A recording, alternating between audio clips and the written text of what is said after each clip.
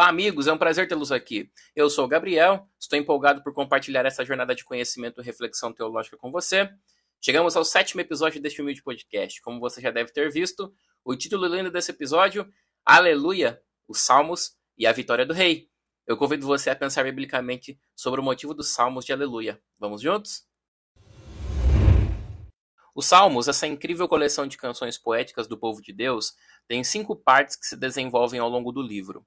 Inicialmente, no livro que vai do Salmo 1 ao 41, os Salmos 1 e 2 falam sobre a lei de Deus e o Messias, destacando o conflito entre aqueles que se opõem a Deus e aqueles que o servem com gratidão. À medida em que avançamos pelo Saltério, nós exploramos o conflito entre duas linhagens de pessoas com diferentes perspectivas. Em alguns momentos, os salmistas convidam seus inimigos a se juntarem à adoração do Senhor da Aliança, como nós podemos ver no Salmo 45, 46 e 47, por exemplo. Na terceira parte do livro, dos Salmos 43 ao 49, o povo do Senhor enfrenta a devastação causada pelos inimigos internacionais. À medida em que avançamos para a quarta parte, dos Salmos 90 ao 106, o povo de Deus amadurece e se concentra no reinado futuro de Yahvé, mesmo em meio ao exílio imposto pelos seus inimigos. Por fim, na quinta e última parte do livro, os Salmos 107 ao 150, o povo de Deus experimenta a consumação, celebrando com um grito de aleluia, quando a vitória final é alcançada sobre todos os inimigos de Yahvé. O Salmo 107, que dá início ao livro 5, relata a promessa de consumação da aliança de Deus com o seu povo. O verso 1 do Salmo 107, que diz: "Deem graças a Deus, o Senhor, porque Ele é bom, e porque o seu amor dura para sempre", se repete em 2 Crônicas, capítulo 5, verso 13, na dedicação do Templo de Salomão a Deus. O texto diz assim: "Os que tocavam cornetas e cantores em uníssono louvaram e engrandeceram ao Senhor. Ao som de cornetas, símbolos e outros instrumentos, levaram suas vozes ao louvor ao Senhor e cantaram: Ele é bom, e o seu amor dura para sempre. Então, uma nuvem encheu o templo do Senhor." Logo após o canto de dedicação, uma nuvem inunda o templo como sinal da presença divina, o que não é diferente ao final da construção do segundo templo, lá no livro de Esdras, capítulo 3, verso 11. Perceba como a expressão do primeiro verso do Salmo 107 está diretamente ligada a Deus morar no meio do seu povo. Comentando sobre esta frase, o professor do Antigo Testamento Palmer Robertson escreveu o seguinte: "O uso expansivo dessa frase, que aparentemente se originou com o transporte da Arca de Jerusalém, sublinha a centralidade de uma característica fundamental da aliança davídica no Saltério mais uma vez: o estabelecimento de uma casa, uma habitação permanente para o trono do Senhor em Jerusalém, serve como uma das principais razões para a ação de graças em seu culto." Certamente o livro 5 aponta para o reino messiânico de Jesus, quando ele estabelecerá seu reino físico no fim dos tempos, nos novos céus e na nova terra. Essa era a esperança de Israel, e essa continua sendo a esperança da igreja. A pergunta que devemos nos fazer depois dessa introdução do livro 5 é: sob qual situação a consumação das promessas de Deus para o seu povo são cumpridas? Essa pergunta é respondida quando acompanhamos o progresso do rei Davi, que é um tipo de Cristo na aliança do reino. Vejamos, se no livro 2 Davi está lidando com os castigos do Senhor, no livro 5 ele está esperançoso, porque Deus livrará Israel das mãos de seus inimigos. E assim, ele prepara o povo para louvar e cantar a Yahvé nos Salmos de Aleluia, lá no final do livro 5. Alguns dos versos do Salmo 108 nos ajudam a entender melhor essa ideia. Alguns versos do Salmo 108 dizem assim, ó: "Firme está o meu coração, ó Deus, cantarei e entoarei louvores de toda a minha alma. Render-te-ei graças entre os povos, ó Senhor, cantar-te-ei louvores entre as nações, para que os teus amados sejam livres. Salva com a tua destra e responde-nos. Quem me conduzirá à cidade fortificada? Quem me guiará até Edom? Não nos rejeitaste, ó Deus? Tu não sais, ó Deus, com os nossos exércitos."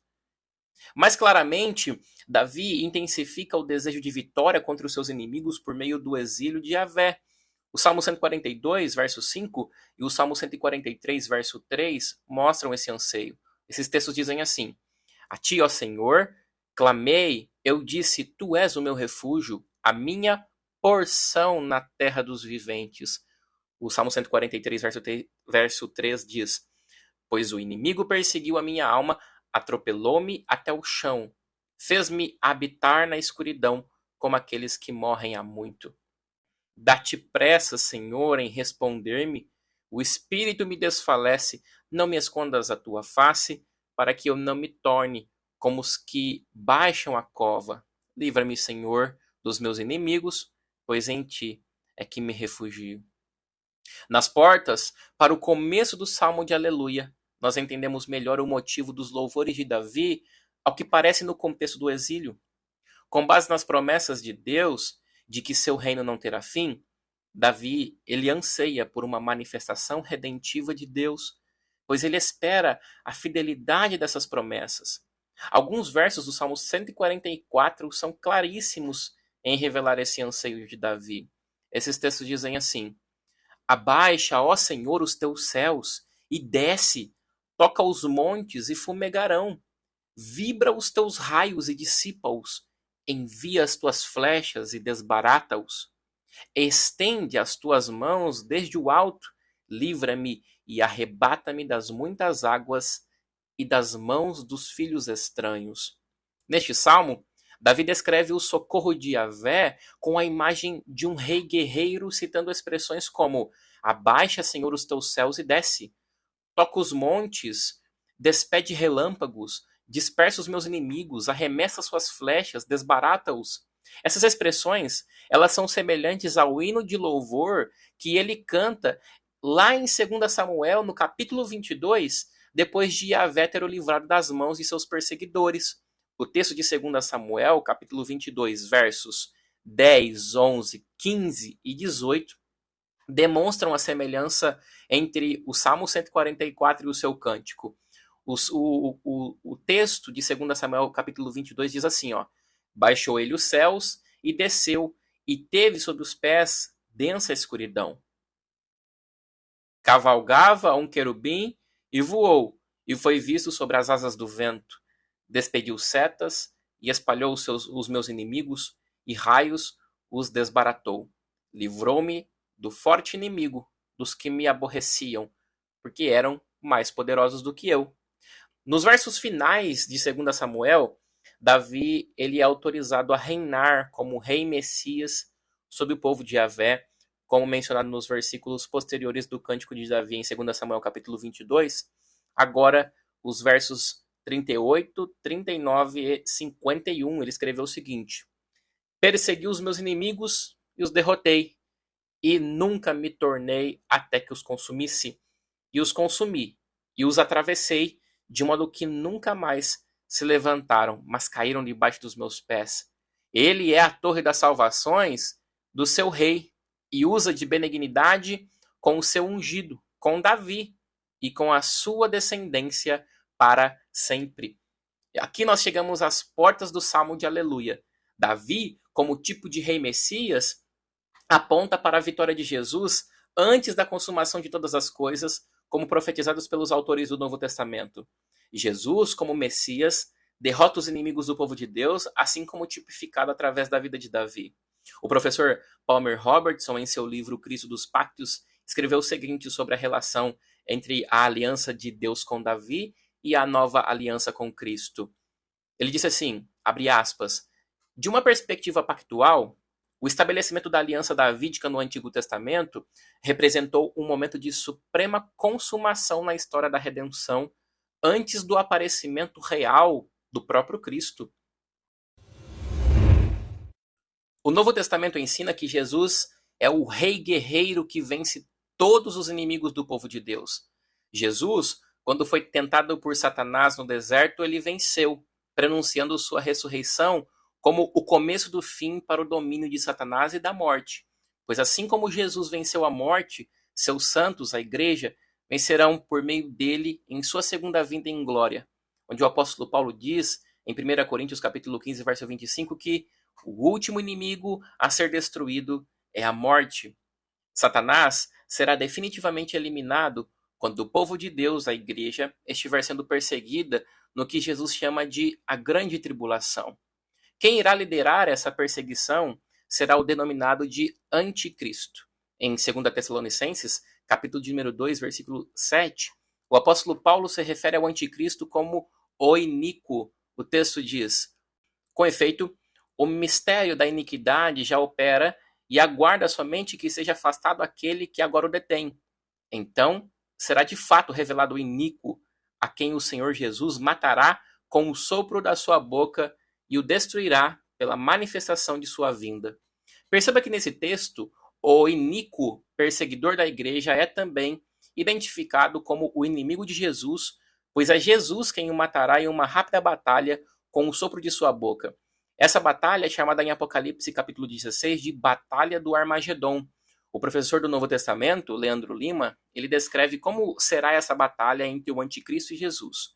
A última batalha que antecederá a consumação do reino de Cristo. O professor diz: em Apocalipse capítulo 16, versos de 12 a 16, descreve um ajuntamento de reis e de exércitos sob a liderança do Anticristo. Eles se reúnem para lutar contra o Senhor e se ajuntam no lugar chamado Armagedon. A batalha do Armagedon é mais bem descrita em Apocalipse capítulo 19, versos 11 a 21 e capítulo 20, dos versos 7 ao verso 15. No capítulo 19, João vê o céu aberto e o Senhor Jesus montado no cavalo branco descendo, seguido de todos os exércitos celestes. Um anjo chama as aves dos céus para um banquete. Na terra, o Anticristo e seus aliados estão congregados esperando pela batalha. Entretanto, a batalha é muito rápida, o inimigo é esmagado sem qualquer esforço da parte do Senhor. O Anticristo é lançado no lago de fogo, os homens que o seguiram são mortos e as aves tiveram seu banquete. Percebeu a semelhança das descrições de Yahvé como rei guerreiro nos Salmos e as descrições da vitória de Cristo contra Satanás e o Anticristo? Pois então, Cornelis Venema, um autor especialista no Novo Testamento, comentando essa batalha, destaca o triunfo de Cristo sobre os seus inimigos. Ele disse: a batalha do Armagedon é um sinal e uma lembrança de que o fim está próximo e o retorno de Cristo se torna ainda mais iminente. A oposição ao Evangelho e ao reino de Cristo se intensificará. Essa oposição resultará em uma batalha final, anunciando o julgamento do Senhor sobre as nações e o triunfo certo de sua causa na terra. Mesmo quando as coisas parecem extremamente desanimadoras para o povo de Deus, de repente e de maneira dramática, Cristo virá sobre o seu povo em vitória e triunfo para esmagar tanto os seus inimigos quanto os dele debaixo de seus pés. Na primeira parte do episódio 7, nós estamos percebendo os motivos do Salmo de Aleluia. Eles expressam um tempo de vitórias e paz proporcionadas pelos representantes de Deus sobre o povo, o rei Davi. Como ungido de Yahvé, Davi venceu suas batalhas, pois dependeu dele e de sua força. Esse tempo de paz e esperança já começou para o povo de Deus, porque o Messias, o filho de Davi, já começou a reinar na sua ressurreição. Porém, o estabelecimento do seu reino não está completo. Como nós vimos, ele virá, destruirá seus inimigos e estabelecerá definitivamente o seu reino. Assim cantaremos pela eternidade. Aleluia! O rei venceu.